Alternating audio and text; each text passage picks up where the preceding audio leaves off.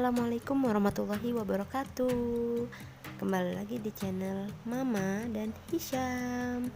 Pada video kali ini aku mau bagi cerita tentang gimana cara kita ngatur waktu, keuangan, dan tenaga kita saat kita baru pertama kali bangun rumah. Oke, jangan dilewatkan video kali ini, ditonton terus sampai selesai. Oke, ini dia slide yang pertama aku tampilin. Ini adalah foto-foto dari rumah mertua aku sebelum berdirinya rumah aku. Karena rumah aku ini adalah hasil dari rombakan rumah mertua aku yang dibongkar. Terus kebetulan tanahnya itu luas, jadinya rumah mertua aku itu bisa dibagi dua sama keponakan aku dari suami. Nah, di sini gimana sih cara kita untuk mengelola dan memanage dari waktu, tenaga ataupun keuangan kita sendiri dalam proses pembangunan rumah. Apalagi misalnya teman-teman ini pasangan-pasangan muda yang baru nikah setahun atau 2 tahun, terus sudah punya rezeki untuk bangun rumah, pasti belum punya pengalaman untuk proses pembangunan rumah. Kita dari milih tipe rumahnya, jenisnya kayak gimana, terus pemilihan tukang ataupun pemilihan bahan-bahannya, kita beli di mana yang bagus gitu. Yang pertama yang perlu teman-teman perhatiin di sini, sebelum teman-teman memutuskan untuk bikin rumah, teman-teman matengin konsep rumah teman-teman tuh kayak gimana, tipenya kayak gimana. Dan yang utama itu teman-teman mau pilih jasa borongan atau harian. Kalau misalnya borongan, karena teman-teman punya target untuk penyelesaian rumah dalam waktu tertentu. Atau misalnya jasa harian, teman-teman ingin yang santai aja gitu. Itu semua bisa teman-teman pilih untuk yang pertama kali sebelum bangun rumah ini. Kalau misalnya teman-teman udah menentukan kalian mau pilih jenis para pembangunnya itu tipe yang apa, teman-teman bisa langsung kerjasama sama suami. Kebetulan aku waktu pertama kali bikin rumah, aku pakai jasa borongan, dan aku kerjanya itu ada shift di rumah sakit. Jadi aku minta bantuan sama suami. Kalau misalnya aku nggak sempet, suami yang ke lokasi untuk kasih kabar ke aku atau videoin gimana prosesnya udah sampai mana. Kalau misalnya ada yang nggak sesuai, kan bisa kita langsung sampaikan sama tukangnya ataupun arsitekturnya kayak gitu.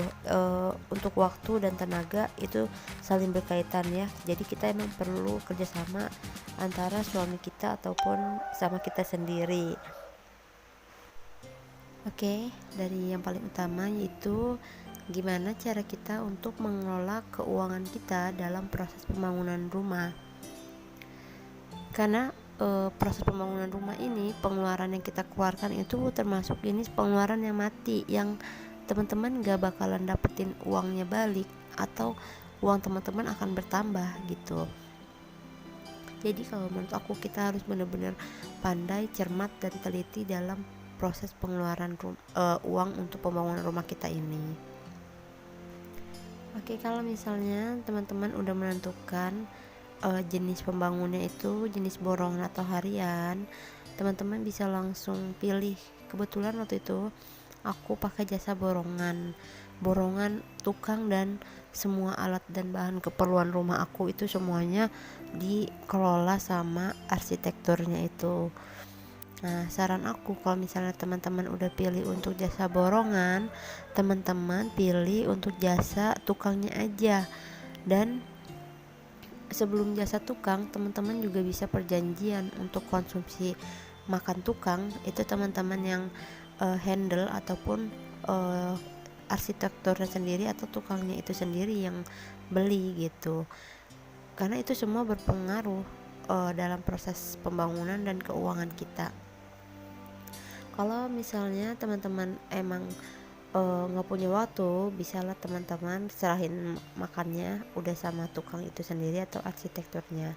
Tapi kalau saran aku itu agak menguras kantong, karena kebetulan waktu itu aku juga kan terima bersih konsumsi dari tukang itu aku udah enggak ngurus, tapi karena nggak tega. Nah, tukang-tukang yang lagi bangun, masa iya kita nggak kasih minum ataupun snack. Jadi aku tetap ngeluarin uang untuk makan tukang, baik itu konsumsi cemilan, kopi, es ataupun buah-buahan, itu aku sediain kayak gitu. Jadi harus bener-bener teman-teman pilih ya teman-teman.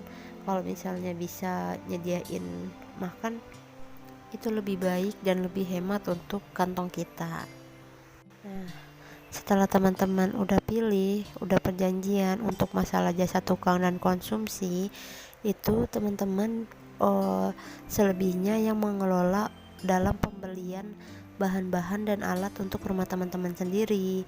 Karena pada dasarnya dan pada nantinya itu teman-teman yang akan milih, teman-teman mau pakai jenis keramik yang kayak gimana, jenis kayu yang kayak gimana, jenis besi-besi yang kayak gimana, itu semua teman-teman yang inginkan, teman-teman yang ingin lakukan terbaik atau yang terbagus untuk rumah teman-teman. Dan teman-teman juga yang pasti untuk mengatur keuangannya. Karena kebetulan waktu aku cuma diajak pas waktu pilih-pilih keramik jenis keran kayak gitu. Nah, padahal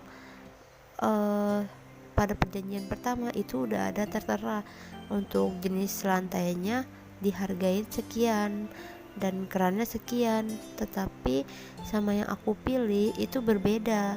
Jadi dari harga sekian yang udah kita lakukan perjanjian, itu aku nombok ataupun nambah lagi.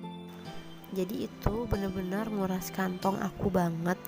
Yang awalnya perjanjian udah netapin harga sekian atau misalnya berapa juta untuk pembuatan rumah ini, tetapi aku malah nambah lagi gitu. Itu seharusnya kan uangnya bisa aku pakai dong buat keperluan yang lain. Nah, mungkin kayak gitu aja sih teman-teman yang bisa aku bagi pengalaman aku di video kali ini. Semoga bermanfaat buat teman-teman semua, dan semoga yang belum bisa ataupun belum dapat rezeki untuk bangun rumah bisa segera diberikan rezeki yang melimpah. Amin ya robbal alamin. Sampai jumpa lagi di my next video. Wassalamualaikum warahmatullahi wabarakatuh.